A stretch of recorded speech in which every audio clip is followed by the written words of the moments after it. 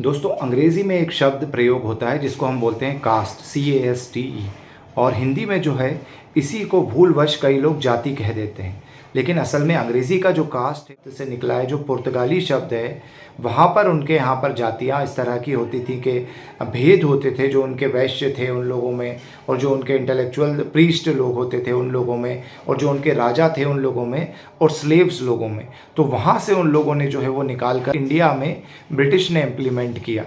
लेकिन हिंदू धर्म में या भारत देश के अंदर जो होते थे वो 5 अलग अलग तरह की चीज़ें होती हैं, जैसे कि जाति होती है, वर्ण होता है, गोत्र होता है, वंश होता है और कुल होता है।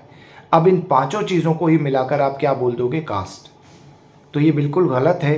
अंग्रेज़ों ने इसे बिल्कुल गलत समझा है, क्योंकि जो गोत्र है यदि वो आप चेक करोगे तो बहुत सारे चारों वर्णों के लोगों के अंदर आपको गोत्र उस तरह के मिलते चले जाएंगे। इसी तरीके से यदि आप अग्निवंशी, सूर्यवंशी, चंद्रवंशी देखोगे तो आज आप SC, ST, OBC, जनरल चारों के अंदर आप देखोगे कि कभी आपको सूर्यवंशी मिल जाएंगे, कहीं आपको चंद्रवंशी, अग्निवंशी मिल जाएंगे।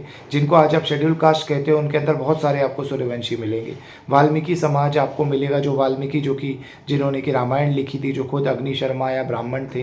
तो उस तरह से बहुत सारी चीज़ों का घालमेल जो है वो ब्रिटिशर्स ने राइजले के समय जब सेंसस किया वन में, उस समय कर दिया। तो हमको कास्ट को जाति नहीं बोलना चाहिए। कास्ट एक अंग्रेज़ों का कॉन्सेप्ट है और उसे अच्छी तरह से समझना चाहिए। धन्यवाद।